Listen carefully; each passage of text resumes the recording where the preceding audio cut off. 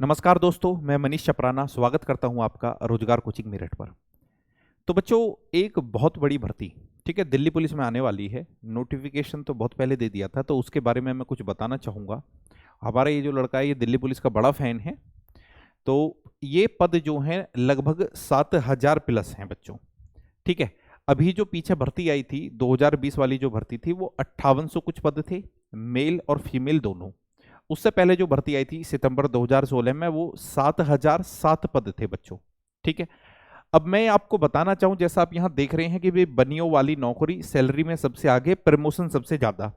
तो ये बात सही है कि भाई सैलरी में दिल्ली पुलिस केवल चंडीगढ़ पुलिस से पीछे है। ठीक है। नहीं तो ये एक ऐसी जॉब है, ये एक ऐसी गोल्डन जॉब है कि जहां सैलरी बहुत ज्यादा है। जो बच्चे अभी ट्रेनिंग पे गए हुए हैं तो उनकी सैलरी ही 36,800 मिल रही है।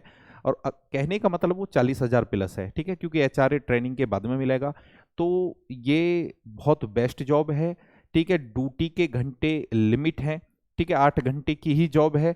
और दुनिया भर के इसमें फंड है। बनिए वाली नौकरी इसलिए है कि ऐसी बहुत सारी नौकरियां हैं इसमें, ऐसी बहुत सारी जॉब हैं। ठीक है, जो ऑफिस टाइमिंग में ही है। ठीक है, बहुत गजब का ग्लेमर है। और प्रमोशन की बात करी जाए तो अब जो सीपी साहब आए हैं, ठीक है, तो जिसकी जॉब 10 साल की हो गई है तो 10 साल वाले सभी हवलदार बना दिए इसमें। ठीक है, हेड कांस्टेबल बन गए बच्चों।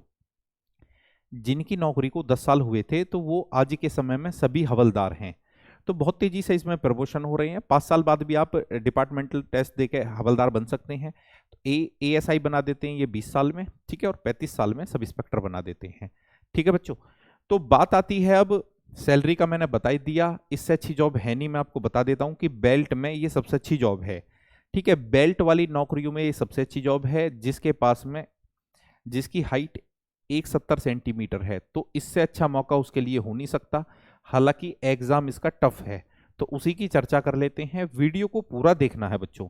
मैं हर बिंदु पर प्रकाश डालूंगा, क्योंकि ऑफलाइन कोचिंग में के क्षेत्र में मैं जब आया, ठीक है, तो दिल्ली पुलिस ने ही हमको उठाया है। क्योंकि यूपी कांस्टेबल की तो जो पहली भर्ती आई थी 2010 वाली भर्ती थी। ठीक है, 10-11 वाली दोनों के एग्जाम एक साथ ही थे। तो मान के चलो इस संडे को इसका एग्जाम है, अगले संडे को उसका था। उसके बाद में वो भर्ती प्रॉपर आई। पहले मायावती जी ने निकाली, फिर अखिलेश जी ने एक भर्ती निकाली, एक उन्होंने मेरिट से निकाली। उसके बाद में बीजेपी ने ये 2 भर्ती निकाल दी हैं। ठीक है, 41,520, 49,568, और एक अभी वेटिंग में, आप जानते ही हैं 36,000 कुछ जो है, 38,000 कुछ। ठीक है, तो चलो चलते हैं बच्चों। सबसे पहले ये कि ये फॉर्म कब आ रहे हैं।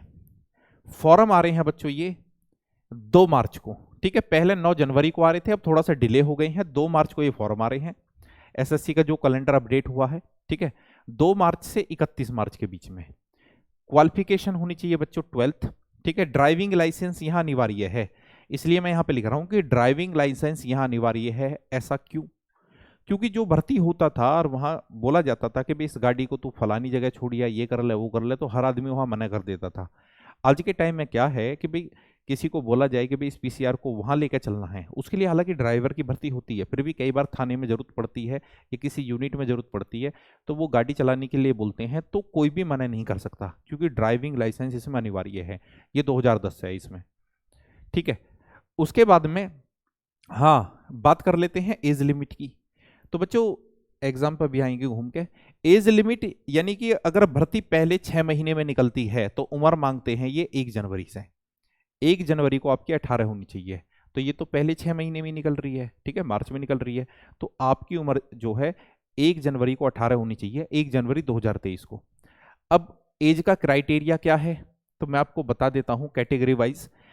अनरिजर्व्ड के लिए जो उम्र है 18 से 25 है। ठीक है, पहले 18 से 21 ही होती थी। 18 से 21 ही होती थी, तो ये पिछली भर्ती में ही बढ़ाई है ना। ईडब्ल्यूएस यही होता है 18 से 25। ओबीसी 18 से 28, यानी कि 3 साल की छूट है। एससी और एसटी को यहां बच्चों इनको 5 साल की छूट है, 18 से 30 हो जाता है। एक्स सर्विसमैन यानी कि डिस्चार्ज होने से 2 साल तक वो भर सकते हैं। ठीक है, 2 से 3 साल तक। फीमेल का सेम ही है यहाँ। ठीक है, फीमेल का कुछ अलग है नहीं।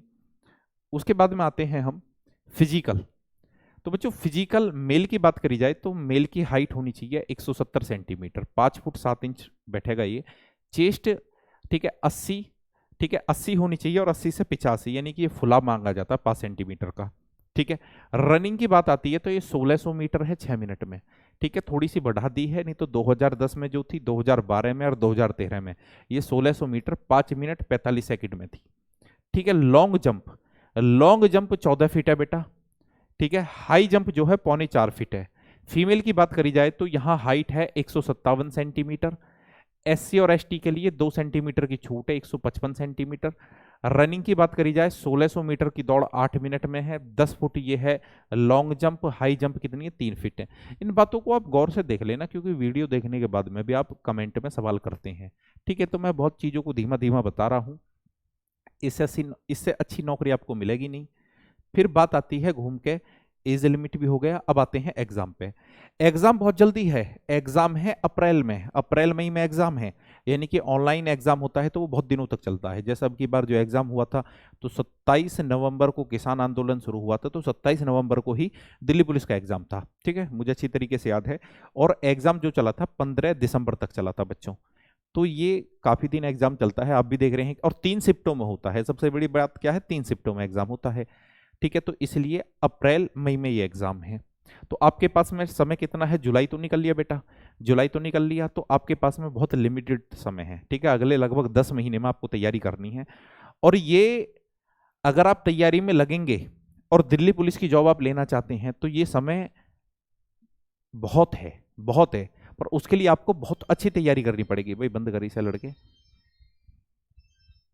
ठीक है, अब बात आती है घूम के। ठीक है, पेपर इसका अब की बार बहुत कठिन आया था, पिछली बार बहुत आसान आया था। तो मेरे बच्चों गणित, ठीक है, मैथ्स यहाँ 15 क्वेश्चन आते हैं, सदा से ही 15 आते हैं। पहले जब 60 क्वेश्चन आते थे तब भी 15 आते थे मैथ के। रीजनिंग के अब की बार 25 आए हैं, पिछली बार 35 आते थे, तो 10 कौन से कम हो गए, क्योंकि 10 उनका कंप्यूटर के हो गए। जीके के आते हैं 50 क्वेश्चन। ठीक है, 90 मिनट का टाइम होता है, यानी कि 1.5 घंटे का। 1/4 की नेगेटिव मार्किंग है। अब यहाँ एक बात सुन लेना, अब की बार ऐसे बच्चे बहुत कम हैं जिनके गणित में 15 में से 15 हैं। ठीक है, मेरे ऑफलाइन बैच से 48 बच्चों का सिलेक्शन हुआ था। ठीक है, सिलेक्शन नहीं बोलेंगे, यानी कि पहली मेरिट में वो आए थे, रिटिन वाली में, फिजिकल वाली में। उसके बाद में फाइनल सिलेक्शन में तो बहुत सारे बाहर हो गए थे, क्योंकि मेरिट बहुत बढ़ा था अब की बार। ठीक है, 72 पे गया था अनरिजर्व का। उस बारे में भी मैं चर्चा करूंगा। ठीक है, तो वहाँ किस चीज़ का फर्क पड़ा था? वहाँ इस चीज़ का फर्क पड़ा था बच्चों, क्योंकि सभी ने इग्नोर कर दिया था, हमने भी कोचिंग में इस चीज़ को इग्नोर कर दिया था, कंप्यूटर को। ठीक है, कंप्यूटर के लिए बोल दिया था बच्चों से कि भैया खुद तैयार करो। अब बच्चे तो इस तरीके से तैयार करते हैं, उन्होंने लूसेंट के ऑब्जेक्टिव बुक उठाई और उससे ऑब्जेक्टिव तरीके से पढ़ना शुरू करा। तो जो बच्चे टॉपर भी थे कोचिंग के, मैं तो पर्सनली ऐसे बच्चे खूब जानता हूँ, जहाँ मैथ में उसके 15 थे तो कंप्यूटर में उसका 10 में से 1 सही था। वो फाइनल मेरिट में बेचारा 0.5 सही रहा है। तो इस तरीके के बच्चे भी थे। तो कंप्यूटर को आपको ढंग से पढ़ने की जरूरत है। और मेन फैक्टर था यहाँ गणित। ठीक है, गणित यहाँ जो बहुत अच्छे अच्छे बच्चे थे ना, उनके भी 15 में से 7-8 क्वेश्चन सही थे। रीजनिंग तो 25 में से 23-73 लोगों के थे। ठीक है, क्योंकि 2 क्वेश्चन सीरीज के कठिन आ रहे थे। जीएस में क्या था? जीएस तो वही एवरेज येलो बुक के आसपास घुमा रहे थे, करंट अफेयर्स ज्यादा पूछा जा रहा था। तो गणित का आप देख लेना, गणित ठीक ठाक पूछा था यहाँ पे। और गणित की आपको ठीक ठाक तैयारी करनी है तो 1 अगस्त से मैं आ रहा हूँ लाइव। ठीक है बच्चों, टाइम टेबल मैं आपको बता दूंगा और गणित में बहुत ढंग से पढ़ाने वाला हूँ। और एक बार आप लोगों ने पढ़ लिया तो मैं गारंटी दे सकता हूँ 15 में से 15 की। ठीक है, नहीं तो आप यूट्यूब पे जाइए और यूपीएसआई का रिजल्ट आया तो एक वीडियो मैंने बनाई है रिजल्ट वाली, और वहाँ नीचे कमेंट सेक्शन में देख लें। देखो आप, ऐसे बहुत सारे बच्चे मिल जाएंगे जो 40 में से 40 बता रहे हैं कि सर आपसे पढ़े हैं, 40 में से 40 हैं। 35 प्लस तो कोई गिनती नहीं है, जाकर चेक कर लेना। ठीक है, अब ऐसा नहीं है, वो मैंने वहाँ कमेंट करवा दिए हैं उन पर। ठीक है, अब मेन फैक्टर और क्या रहा बच्चों का, वो ये था एनसीसी। ठीक है, ये एनसीसी, और अब की बार ये जीडी में भी है। तो एनसीसी बच्चों जिसके पास में सी सर्टिफिकेट है तो उसको 5 नंबर मिले थे। जो बच्चे पॉइंटों में बाहर हो रहे थे, अब ये देख लो कि 5 नंबर 100 में से बहुत बड़ी बात होती है। और ये मेरिट में जुड़ के मिले थे तभी, फिजिकल वाले टाइम पे। ठीक है, बी सर्टिफिकेट के लिए 3 नंबर और ए सर्टिफिकेट के लिए 2 नंबर। अभी आपके पास में होने कब चाहिए? ड्राइविंग लाइसेंस भी और ये सर्टिफिकेट भी आपके पास में, ये जो क्लोजिंग डेट है ना 31 मार्च, उससे पहले होने चाहिए। उसके बाद में ये स्वीकार नहीं करे जाएंगे, यानी कि आपको बाहर कर देंगे। बात समझ में आ रही है? ठीक है, ड्राइविंग लाइसेंस और एनसीसी के जो तमाम सर्टिफिकेट हैं, साथ के साथ कास्ट सर्टिफिकेट ओबीसी एससी वगैरह के जो होते हैं, तो पहले होनी चाहिए। पहले कब के होनी चाहिए बच्चों? 31 मार्च 2023 से पहले बने हुए हों। इस बात को ध्यान रखना, ये लाइसेंस जो है लाइट वाला होता है, हैवी वाला नहीं होता। उसके बाद में बात आती है तो एग्जाम में बहुत ज़्यादा समय नहीं है, एज लिमिट की चर्चा हो गई है, बहुत उम्र है, ठीक है, बहुत समय है सभी के पास में देखने के लिए, और फिजिकल की भी चर्चा कर ली है, और क्या है हमारे पास में कट ऑफ। तो ये कट ऑफ है अब की बार की, यानी कि 58-36 की। पिछली कट ऑफ भी मैं साथ के साथ लिखता चलता हूँ कि मेल की यहाँ 72 पे गई थी, तो पिछली बार बहुत आसान पेपर था, पिछली बार गई थी 77 पे, ये 72 प्लस पे अब की बार गई है, यानी कि बहुत कठिन पेपर था। ओबीसी की 68 प्लस पे गई है, तो पिछली बार गई थी 76 पे बेटा, ठीक है। यहाँ से हमने पढ़ाना स्टार्ट करा था, पहले तो हम ओरी कोचिंग में पढ़ाते थे, यहाँ से हमने अपना सेपरेट कोचिंग खोला था और रिजल्ट में हम छा गए, ठीक है। और एक दौर ऐसा भी आया, उसकी चर्चा किसी दिन और ही करेंगे, जो लोकल थाना है कि आसपास इतने बच्चे भर्ती करा दिए। तो लोकल थाने में जो वेरिफिकेशन वाला होता है ना, कि एक सिपाही को वेरिफिकेशन कराने के लिए भेजा जाता है, तो वो भी परेशान हो गया, वो भी फोन करके ना, सर मैं तो वेरिफिकेशन में ही पड़ा रहता हूँ, ठीक है। तो चलो, ये ओबीसी की होगी। ईडब्ल्यूएस अब की बार गया था 62 प्लस पे, यहाँ ईडब्ल्यूएस था ही नहीं। एससी यहाँ गया था 57 प्लस, नहीं 57 पे गया था, तो बेटा यहाँ 70 पे गया था, ठीक है। एसटी यहाँ 65 प्लस पे गया था बेटा, मुझे ये ध्यान नहीं है क्योंकि हमारे यहाँ एसटी तो होता नहीं है मेरिट की तरफ, ठीक है।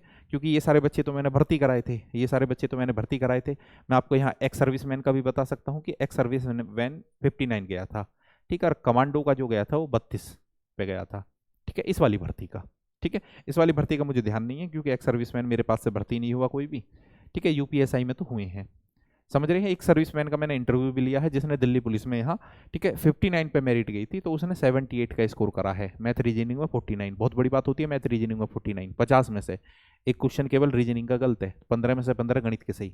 और एक एक्स सर्विसमैन के लिए तो बहुत बड़ी बात होती है, जो इतने दिनों तक आर्मी जैसी नौकरी करता है। तो फीमेल की चर्चा कर लेते हैं। यहाँ अनरिजर्व्ड की जो मेरिट गई थी 56 गई थी, तो यहाँ कितनी गई थी पिछली वाली में? 64, ठीक है।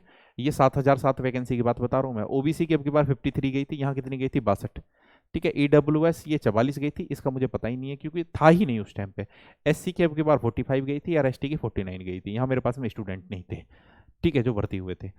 तो ये सारी बातें हैं बच्चों, ठीक है। बहुत गजब की नौकरी है, इससे अच्छी नौकरी आपको मिलेगी नहीं। ऐसे मैं बहुत सारे बच्चों को जानता हूं जिनका अब की बार यूपीएसआई में सिलेक्शन हुआ है, ठीक है, और वो फिजिकल मारने भी नहीं गए हैं, ठीक है। ऐसी कई लड़कियों को मैं जानता हूं पर्सनली। और कुछ तो ऐसे होते हैं जो फाइनल सिलेक्शन भी ले लेते हैं यूपीएसआई में, तब भी ज्वाइन नहीं करते। यानी कि अब उसकी वजह मैं आपको बताता हूं कि जो बच्चा दिल्ली के आसपास का है, दिल्ली से लगभग 100 किलोमीटर दूर का है, तो उसके लिए गजब की नौकरी है, ठीक है। गजब की नौकरी इसलिए है कि वो डेली अपने घर आ जाता है 8 घंटे की ड्यूटी देकर, ठीक है, या एक दिन 24 घंटे की ड्यूटी 24 घंटे का रेस्ट, इस तरीके से वो अपने घर आता रहता है, तो वो फैमिली के टच में रहता है, वो रिफ्रेश रहता है। जबकि यूपी की नौकरी थोड़ी इस तरीके की हो जाती है कि वो घर से थोड़ा दूर होता है, वो छुट्टी लेके ही आ पाता है। ये छुट्टी में तो घर रहता ही है, ये रेस्ट में भी घर रहता है, तो इसलिए बनिए वाली नौकरी बोली जाती है। ये बहुत गजब की नौकरी है, ठीक है। क्योंकि मैं तो काफ़ी लंबे टाइम से पढ़ा रहा हूँ, 2008 से ही, तो बहुत से बच्चे हमने भर्ती कराए हैं, बट ये एक अलग ही है, अलग ही हिसाब किताब है, ठीक है। कुछ लोगों का तो टारगेट ही ये होता है कि वो और फॉर्म डालते भी ना है, वो तो दिल्ली पुलिस का ही डालते हैं जिनकी तैयारी अच्छी होती है, उन्हें कोई मतलब भी नहीं होता। और खास तौर पर गर्ल्स तो दिल्ली पुलिस को ही प्रीफर करती हैं, ठीक है। अब देखो, इस बेरोजगारी के ज़माने में नौकरी तो कोई भी मिल जाए, सभी अच्छी हैं, ठीक है। बट ये एक थोड़े ऊपर के स्तर की जॉब है मेरे बच्चों, ठीक है। तो जुड़ने के लिए धन्यवाद बच्चों, ठीक है। 1 अगस्त से क्लास में शुरू कर दूंगा और पूरी शिद्दत के साथ मैं आप लोगों को कंप्लीट मैथमेटिक्स पढ़ाऊंगा यूट्यूब पे, इसी चैनल पर बच्चों, ठीक है। और वीडियो पसंद आया हो तो लाइक और शेयर जरूर कर देना, ठीक है बच्चों। चैनल को सब्सक्राइब जरूर कर देना। जय हिंद, जय भारत बच्चों, बाय।